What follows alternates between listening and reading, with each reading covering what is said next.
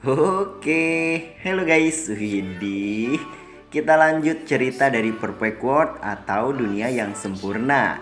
Tapi sebelum itu, buat yang belum nonton part sebelumnya, seperti biasa, link di deskripsi. Oke lah, lanjut cuy.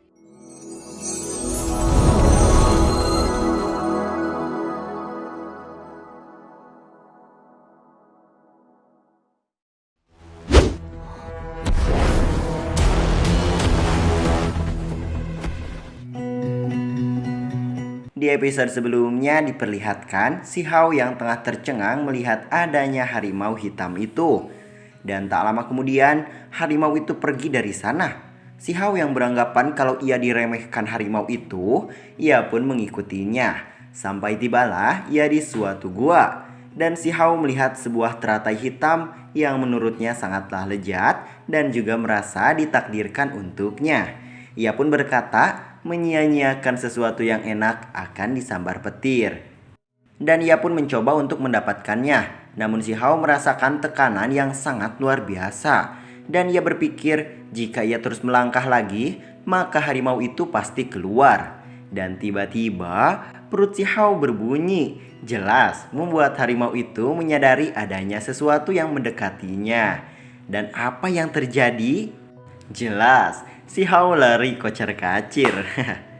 Singkat cerita, si Hao merasa lega karena harimau itu tidak mengikutinya. Dan ia berpikir kalau harimau itu telah mengusir buaya yang tengah menyerang si Hao, namun tidak menyerangnya. Dan si Hao menyimpulkan kalau harimau itu bukan hanya menjaga teratai hitam, tapi menjaga ketertiban di medan perang kedua. Kesimpulan macam apa itu cuy? Namun tetap, si Hao masih memikirkan cara untuk menarik perhatian harimau itu. Dan tiba-tiba datang burung elang melintas tepat di atasnya. Lalu si Hao memprovokasinya dengan cara melemparinya dengan batu.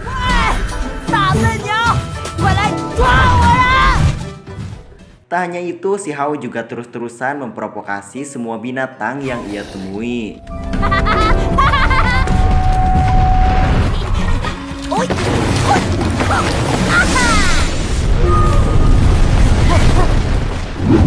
Sampai pada akhirnya ia baru menyadari kalau banyak sekali binatang yang ia provokasi. Dan singkat waktu, si Hao membawa seluruh binatang itu tepat di depan pintu masuk gua harimau itu. Dan jelas saja, harimau itu pun menyadarinya dan langsung meraungkan raungan khasnya.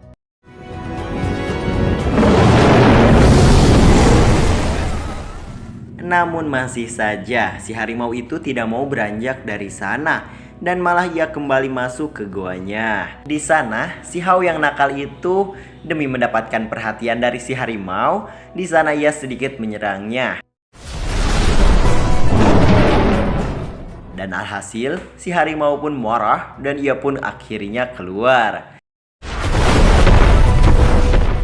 Sementara itu si Hao yang serakah segera membawa teratai hitam itu. Setelah itu apalagi kalau nggak kabur. Lalu Sin beralih di suatu tempat. Si Hao pun memakannya dengan sangat rakus. Selang beberapa waktu setelah ia pergi, si Hao merasakan sesuatu pada tubuhnya. Mungkin efek dari teratai hitam itu ya. Dan seketika ia yang melihat sungai tanpa banyak bacot langsung nyemplung aja ke sana. Singkat cerita, di goa tepatnya di tempat teratai itu, si harimau hitam yang menyadari teratai hitam yang dijaganya sudah sirna, harimau itu pun mengamuk. Kembali ke si Hao dan si Maucu yang di dalam sungai, terlihat ia sedang berkultivasi agar bisa menyeimbangkan kekuatannya. Sampai di mana ia berhasil berkultivasi dan mendapatkan ranah surgawi tingkat 6. Lalu Sin beralih kepada seorang bocah yang bernama Zhou Yu Hao. Di sana ia sedang dipalak oleh si penguntit si Hao pada part kemarin. Di sana ia meminta Zhou Yu Hao untuk memberikan batu butiannya. Dengan angkuhnya ia mengatakan kata yang sama seperti kepada si Hao. Di saat yang bersamaan terlihat si Hao sedang seserebetan di belakangnya. Tak lama dari itu si Hao pun memukulnya sampai ia pingsan. Dan ia pun segera membawa batu butiannya lalu mengembalikan salah satunya kepada Zhou Yu Hao. Sontak Yu Hao pun segera berterima kasih kepadanya serta tidak lupa berkenalan. Di sana si Yu Hao memperingatkannya agar berhati-hati karena ia mendengar anak beruang yang memecahkan 3 rekor di alam Dewa Poin juga berada di sini. Anjir, padahal orangnya di depan bangetnya cuy. Ia menambahkan bahwa si anak beruang memburu harta tulang juga berlarian menyergap semua orang. Setelah berbicara itu, ia pun segera pergi. Mengetahui itu, si Hao yang mereka sebut anak beruang itu, ia mengatakan bahwa dirinya lah yang terkena sergapan, bukannya yang menyergap. Namun, ya lupakan sajalah. Ketika akan beranjak dari sana, si Hao tergoda oleh monumen misi di sana. Dan kayaknya ia mempunyai ide bodoh lagi cuy.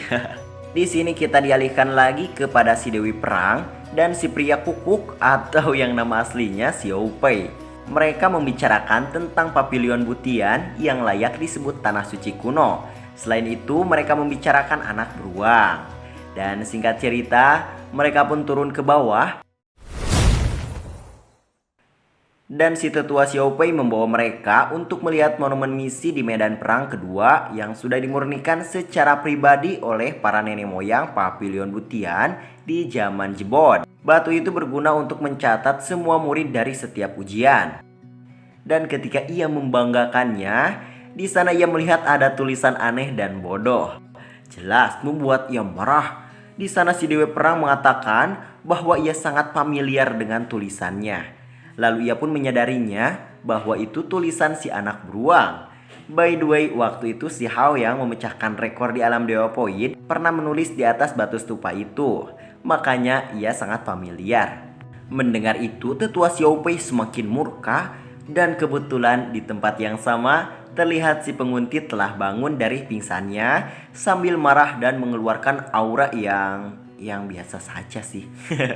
Dan membuat tetua Xiao Pei menyangka itu adalah si Hao. Namun ketika si bocah penguntit itu berbalik, tetua Xiao Pei yang awalnya seperti memuji, sekarang malah ginah goreng tungtungna cuy. Di sana tetua Xiao Pei yang sedang akan menghukum si penguntit karena ia sangka si anak beruang itu adalah dia. Ia dicegah si Dewi Perang bahwa itu bukanlah si anak beruang karena ia sudah pernah melihat si Hao di alam Dewa Poin. Sontak tetua Xiao Pei segera melepaskannya. Nah di sini si penguntit itu mengenalkan dirinya yang ternyata bernama Xiao Tian. Ia berasal dari klan Xiao yang jauhnya 3000 mil dari Papilion Butian ini. Lalu menjelaskan bahwa ia bukanlah anak beruang. Dan di dalam hatinya ia berkata,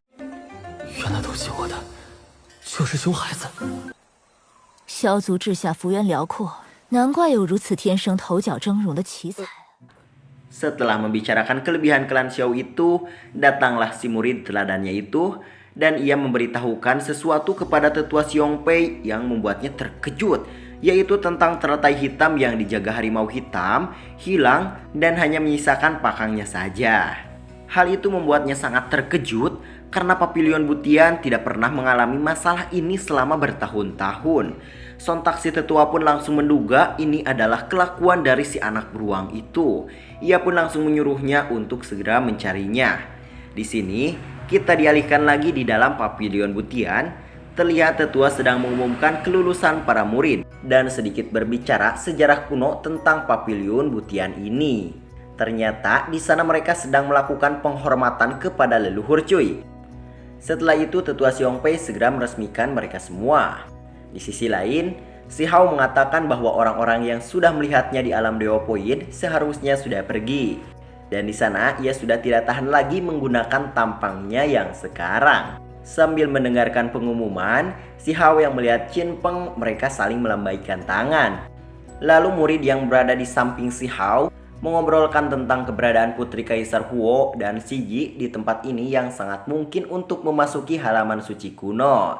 Setelah itu, tetua Xiao Pei menunjukkan monumen misi yang waktu itu dicoret-coret oleh si Hao. Sontak para murid membacanya.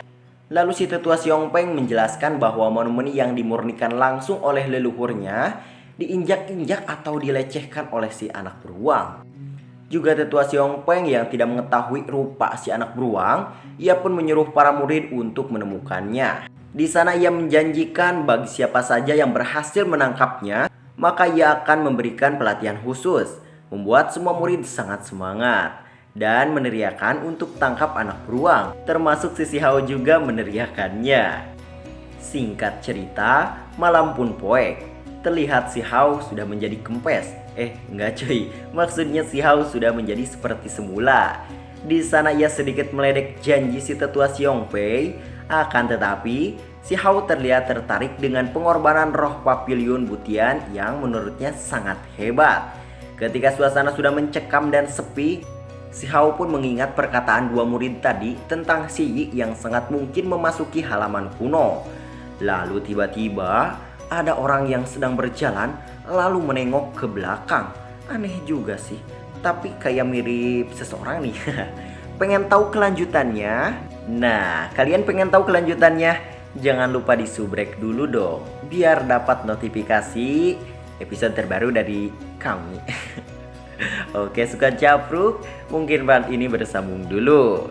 See you next video. Wassalam, hatur, thank you, dan goodbye.